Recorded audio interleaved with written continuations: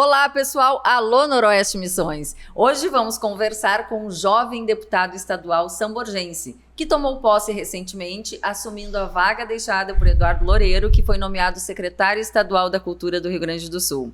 Com uma pauta positiva de ações em prol da fronteira oeste e região das Missões, ele tem 40 anos. É professor de História, advogado, mestrando em Políticas Públicas pela Unipampa, foi vereador de São Borja por 2 mandatos e em 24 disputou a Prefeitura de São Borja, alcançando mais de 46% dos votos válidos. Teve passagem também pela Secretaria Estadual de Trabalho e Desenvolvimento Profissional do Rio Grande do Sul e comandou a pasta interinamente, o que reforça sua experiência em cargo executivo. Através das pautas de educação e trabalho, ele tem como maior luta o desenvolvimento da região da fronteira oeste e a região das Missões. Tiago Cadó, meu conterrâneo, seja muito bem-vindo ao programa Alô Noroeste Missões, em especial aos estúdios da TV Minuano. Uma alegria, Nadine, poder estar aqui contigo, né, batendo esse papo bacana para poder conversar com a nossa região, com a nossa gente e, de fato, ouvindo a biografia, a gente vai memorizando novamente tudo aquilo que a gente já viveu. Tu que foi vereador em São Borja, ainda também muito jovem, assim como eu lá, tinha 27 anos quando eu fui eleito vereador mais votado de São Borja. A gente vê que essa caminhada ela é muito intensa e exige de nós que escolhemos a vida pública um preço bastante alto. Eu mesmo, sempre nessa correria, São Borja, capital, trabalhando sempre ali na nossa região. Ainda há pouco estava já memorizando aqui o que eu ia fazer de roteiro, para onde eu vou. Já me dei conta que tem que estar lá em São Francisco de Assis no sábado, domingo já tem que estar em São Vicente do Sul, quer dizer, são todas cidades distantes aqui da capital, e é por isso também que eu renovo e me cobro dobrado. A necessidade de trabalhar as pautas ali que para nós todos são muito caras. Em especial a nossa infraestrutura regional, que é muito esgualepada, as nossas estradas, quem conhece... Esgualepada vem lá da fronteira. Vem lá da fronteira, das Missões, aquela região. E um exemplo, se alguém está em dúvida do que é esgualepado, busca aí no Google a situação da BR-285. Intransitável praticamente. Está muito ruim. E ali na região noroeste Missões, todo mundo sabe que a 285 se tornou, infelizmente, a rodovia da morte. Porque não há investimento estatal como deveria acontecer ali na nossa região. A região noroeste Missões, inclusive, são conhecidas como o corredor do Mercosul. Mas esse corredor, na verdade, e essa é uma das brigas que eu tenho, infelizmente está virando um ponto de passagem apenas de mercadorias, das relações comerciais do Mercosul. Mas a gente precisa também ser um ponto de investimento. Por isso que eu tenho brigado tanto e fiz questão de dizer que faço esses roteiros, que ando lá pelas estradas, porque a gente também usufrui dessas mesmas estruturas que o cidadão está vendo lá que são de péssima qualidade. Então a gente faz essas cobranças, a gente faz essas lutas justamente para buscar ter uma infraestrutura decente e digna, e para que o telespectador possa contextualizar, veja, em São Borja, ano passado, consolidou 112 mil caminhões que fizeram o trâmite ali na Ponte Internacional. Em Uruguaiana foram cerca de 140 mil caminhões que fizeram o trâmite ali na aduana de Uruguaiana. Então veja, nós estamos falando aí de quase 300 mil caminhões que ali percorrem as rodovias da nossa região, mas a gente não vê o valor agregado tanto em serviços estatais ali chegando para dar condições de trafegabilidade e por aí adiante. Então, para além dessa biografia que a Nadine leu, a gente também tem muitas angústias e vê que nós precisamos ainda de muito mais investimentos, de muito mais infraestrutura, porque a fronteira oeste, as Missões, a região noroeste, elas são de fato aquelas que mais precisam do olhar do poder público. E só se consegue fazer isso através dessas lutas que a gente trava no parlamento e Por isso que eu tenho muito orgulho de representar Muitas a nossa pessoas região. não têm assim a noção, né, o quão difícil é um cargo legislativo, né? Porque tu tens ali, o legislativo vai fazer as leis, enfim, vai cobrar, vai fiscalizar e tudo mais. Mas no momento que tu vai para a estrada, né? Quando a gente está guardadas as proporções no município, a gente vai para a rua, como a gente diz, né? E vai para as estradas, a gente se depara, né, efetivamente com o estrago que é feito e não é remendado, não é consertado, né? Perfeito. E isso que a Nadine está falando remete a outra reflexão que a gente faz. Ali na nossa região, a gente costuma muito dizer que somos a terra do lá tinha. Lá tinha ferrovia, lá tinha obra de infraestrutura, lá tinha investimento chegando. A gente precisa voltar a ser a terra do lá tem. Lá tem perspectiva de futuro, lá tem emprego para os jovens, lá tem investimento em educação de qualidade e, acima de tudo, lá tem qualidade de vida.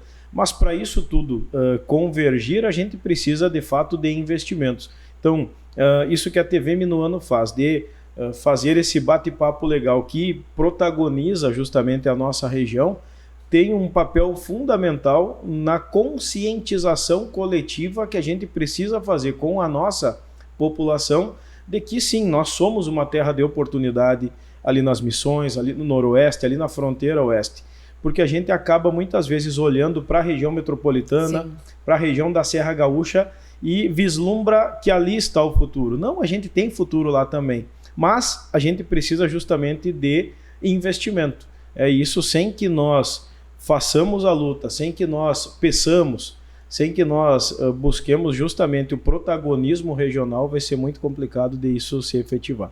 Cadu, é a tua primeira experiência como deputado, né? Tu tivesse a experiência lá no Legislativo Municipal, no Executivo Estadual. Mas é outra coisa, né? E é muito diferente, né? Como é que tu tá sentindo, assim? Porque faz quanto tempo que tu assumiste? Eu assumi em maio do ano passado. Então tem um pouco mais de 6 meses, né? Tu sabe que uma das coisas que eu percebo com bastante diferença é a convivência harmônica e leal que a gente consegue ter com as diferentes visões de mundo.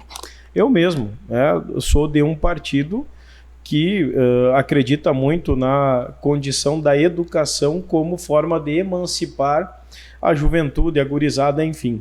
Mas eu também entendo que o Estado hoje, que os tempos são outros e que o Estado ele não consegue dar conta de tudo. Tem situações em que o Estado precisa da parceria público-privada, precisa da mão da iniciativa privada para poder oferecer serviços de qualidade ao cidadão.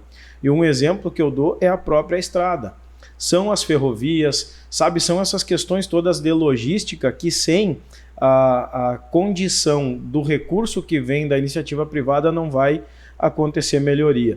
Para que o telespectador, Nadine, possa compreender, o DAER, nos últimos 30 anos, duplicou apenas cerca de 20 a 30 quilômetros da estrada. A EGR, que é a Empresa Gaúcha de Rodovias, foi criada em 2012. Ela tem 14 anos aí de atividades. Ela, nesses 14 anos, só duplicou 7 quilômetros e 300 metros de estrada. Um estado como o nosso, em que a gente sabe que a 290 nos enrolam, a BR-290, enrolam o Rio Grande do Sul desde a década de 1990, que deveria estar duplicada, e não está. As obras andam a passos de tartaruga. Então, são situações todas que a gente precisa ter muita seriedade e responsabilidade de conversar com o cidadão. Agora, é verdade também que ninguém aguenta mais pagar imposto.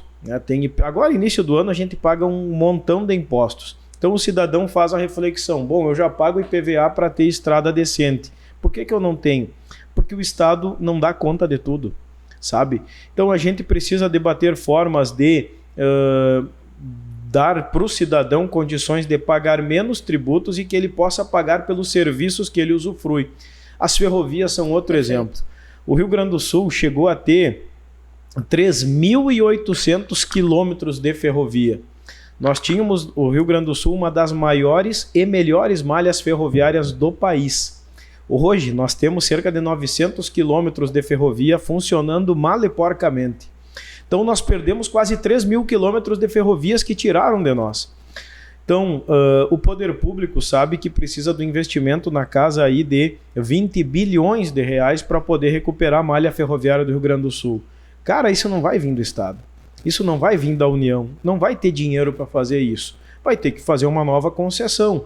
Agora, tem que fazer uma concessão que, de fato, coloque as ferrovias para funcionar. Ali na região noroeste, na região missioneira, na região da fronteira oeste, a gente produz muita soja.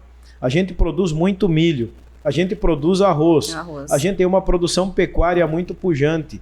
Quer dizer, tem um estudo, uma perspectiva de que o próprio milho pode superar, inclusive, a soja em grãos na produção aqui no estado.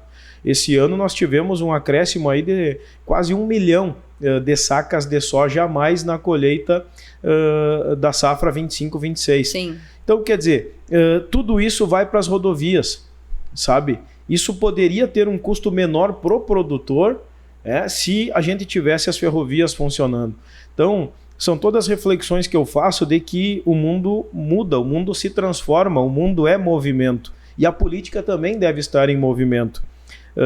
Por isso que eu defendo também que a gente tem que saber muito bem de onde veio, o que a gente defende, mas sem jamais ter preconceitos com qualquer tipo de discussão que possa levar ao desenvolvimento. Por isso que eu sou muito, muito, muito a favor, sabe, de parcerias público-privadas, sabe, de concessões. Eu acredito muito nessas parcerias. Perfeito, porque não vai ter como o Estado ele presta serviços mal avaliados para a população. Se tu fizer uma consulta pública, hoje mostra que as nossas rodovias, por exemplo, têm uma qualidade muito ruim. As nossas escolas demandam de obras e o Estado, muitas vezes, tem grana. Vou te dar um exemplo agora para o telespectador. O Estado tem grana hoje para fazer ginásios, para fazer quadras cobertas nas escolas estaduais. A grana tem. A dificuldade está, sabe aonde? Nos projetos. A dificuldade está na execução. Sabe? Então, assim, a burocracia estatal ela acaba amarrando muitas vezes o investimento. E por isso que para acelerar muitas coisas a gente tem que ter... E a falta de conhecimento também, porque no momento de elaboração de trabalho, de projetos, muito do filtro, a maioria dos projetos eles já caem no primeiro filtro, por falta de elaboração. Então, isso que essa capacitação de interior também tem que ser colocada de uma forma de alerta. E tanto, Nadine, tu tem razão nessa questão de que outra dificuldade do Estado para poder ter mais equipes para fazer esses projetos, para fazer essas análises, está mesmo na competitividade com a iniciativa privada. Um engenheiro, por exemplo, que é quem faz ali o projeto de implantação, enfim, de análise do solo, de qualquer coisa para fazer a execução de uma obra. A iniciativa privada paga muito melhor do que o poder público. Então, exato, a concorrência acaba sendo desleal nesse ponto da remuneração e o Estado acaba ficando sem pernas para fazer atender todas as demandas ali que a burocracia exige para as obras públicas. Tem que ser licitada, tem que atender a ampla concorrência, tem uma série de questões já para proteger o erário de malfeitos, mas isso também demanda de equipes e essas equipes muitas vezes não querem trabalhar com o serviço público. Então, é uma situação bastante complexa que nos leva, assim, a reforçar essa necessidade de se debater as concessões, as parcerias público-privadas, para que o cidadão lá na ponta veja o serviço público funcionar. O resultado acontecendo. Perfeito. Cadô, tu és do PDT. O PDT tem uma história muito ligada com a educação. Tu és professor, né? E como é que tu vê o cenário da educação no Rio Grande do Sul com essas alterações, principalmente que teve agora no final do ano, das 4 disciplinas ali dos alunos, alguns pais, né, mobilizaram para que os alunos não passassem de ano tendo rodado ou ficando independências. Explica um pouco mais aí para o telespectador como é que funcionou, né? Porque eu acho que você, estando tanto na prática, né, e trabalhando na área, pode falar como a pessoa mais indicada no momento para comentar o assunto. Tu sabe que o que nós estávamos falando justamente de que o mundo é movimento, isso também serve para a educação. Nós temos hoje uma estrutura escolar e pedagógica que não é atrativa para a gurizada. O jeito que a minha avó estudou O jeito que a minha mãe estudou, que eu estudei, é o mesmo que a minha filha, que tem 11 anos, estuda. São com classes enfileiradas, um quadro branco ou verde na parede central e um professor falando. Quer dizer, num mundo em que hoje qualquer criança de 3, 4 anos de idade está no TikTok. É verdade. Está produzindo muitas vezes conteúdo nas redes sociais. Então, a gurizada quer, por exemplo, uma educação que ela seja de fato atrativa. E aí entra uma série de discussões acerca da reprovação, da eficiência da reprovação. Será que tu reprovar um aluno hoje de forma que ele vai perder o contato com o grupo de convívio dele? Porque a escola, para além de passar conteúdos, de passar todas essas necessidades pedagógicas, ela também é um grande centro de convívio. É ali que uma das maiores virtudes da humanidade se efetiva, que é o convívio. São as relações humanas que se faz. E tem essa série de questões que especialistas dizem que se consegue recuperar o aluno, fazer estudos compensatórios para que ele possa recuperar aquela habilidade para a qual ele não foi apto ao findar um ano. Então, quer dizer, eu de fato acredito que isso possa ter sim um fundamento científico, claro, que tu possa fazer um trabalho de recuperação desse aluno. Agora, isso de fato tem que acontecer, não pode ser um faz de conta. Vou te dar um trabalhinho, tu leva para casa, me entrega que tu tá aprovado. Não pode ser assim. Tem que ser algo que responsabilize o aluno. Tu vai ter que fazer isso aqui, é um mês de recuperação em matemática, tu vai ter uma aula intensa, quer dizer, agora tem que ver se a estrutura escolar lá na ponta está preparada para isso. Isso é uma situação. Mas, de fato, Nadine, a educação ela não pode ser meia boca. Ela tem que ser uma educação integral. Nenhum país do mundo, com exceção do Brasil, que conseguiu se desenvolver, tem educação de meio turno. As crianças têm que entrar de manhã e sair de tarde do colégio.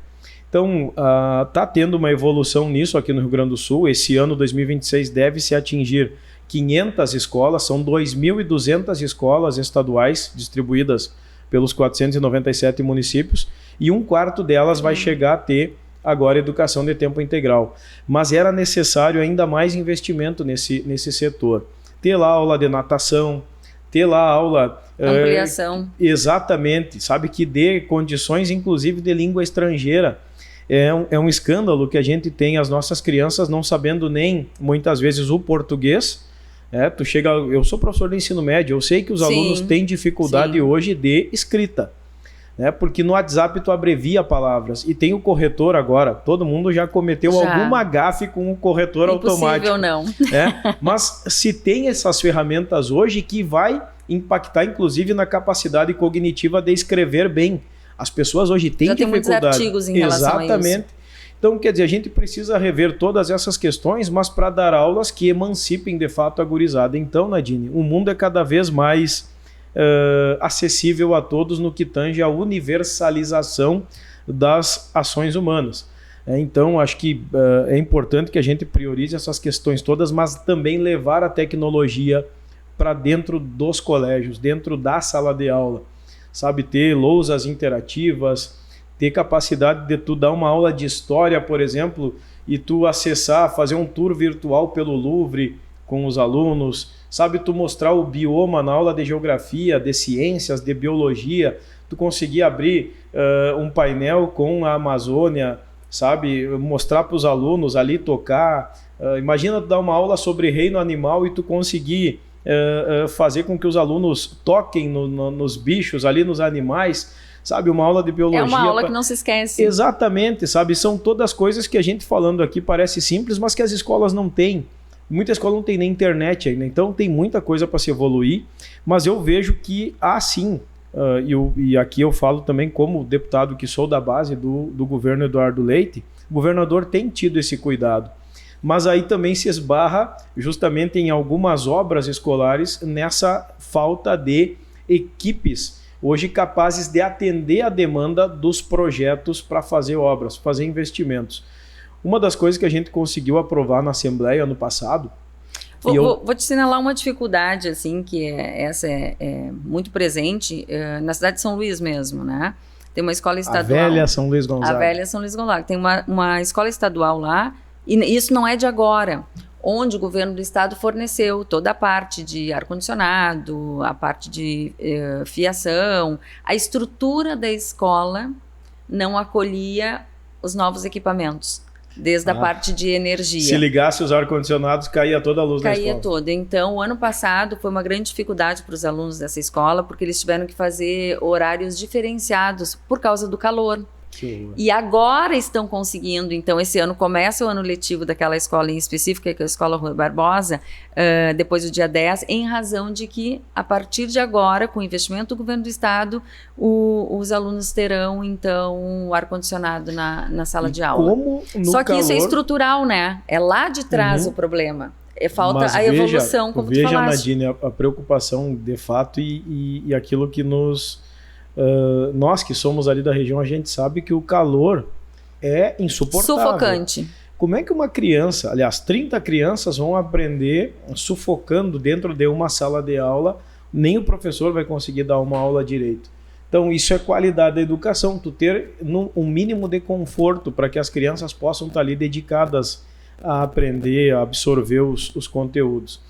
E também, Nadine, nós aprovamos ano passado a criação do 14º salário para os professores da ativa que conseguirem justamente dentro do âmbito da própria escola atingir algumas metas da aprendizagem, perfeito, enfim, da frequência e tudo mais.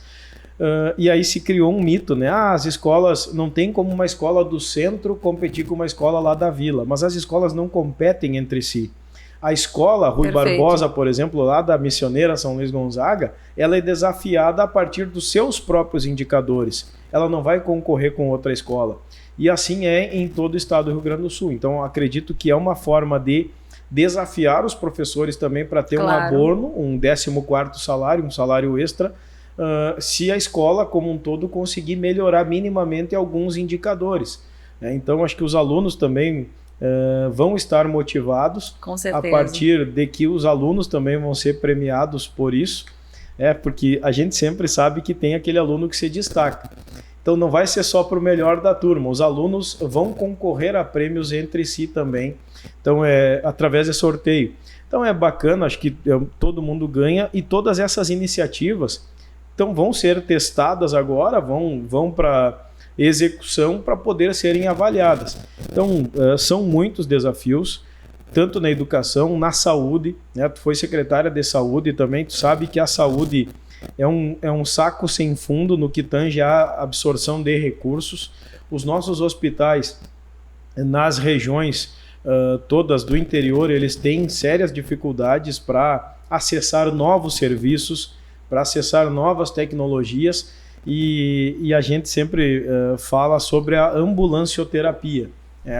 O cara que está lá em São Luís Gonzaga, ele tem que ir para a estrada para poder Isso fazer... é desde sempre, né? Exato. É desde sempre. Às vezes para fazer... Tem pessoas que têm problema renal, por exemplo, que tem que fazer hemodiálise. Cara, é horrível fazer hemodiálise. Aí tu imagina tu fazer 100, 150 quilômetros 3 vezes por semana para te poder fazer hemodiálise. Nós queremos divulgar tuas redes sociais também, o teu trabalho, porque como tu és um deputado de primeiro mandato, onde está tendo um destaque estadual, que é orgulho para as nossas regiões, tanto fronteira como missões, queremos deixar à disposição para quem ainda não te conhece, também passar a te conhecer. Pode deixar tuas redes sociais aqui e eu desde já agradeço a tua participação no nosso programa. Eu agradeço, Nadine. Segue lá o Face do Cadó, bem assim, Face do Cadó. O meu Instagram é Thiago Cadó, @ThiagoCadóF, Thiago sem H, Cadó com C. Estamos lá no Twitter, no X, estamos lá no TikTok, então é só nos seguir e acompanhar. Tem gente que me diz assim, eu canso só de ver teus stories. Segue lá que a gente vai fazer de tudo aí para orgulhar e honrar nossa região ali com a representatividade na Assembleia. Muito obrigado, Nadine. Obrigado a TV Minuano pelo espaço e vamos seguir aí pautando as causas da nossa gente. Perfeito.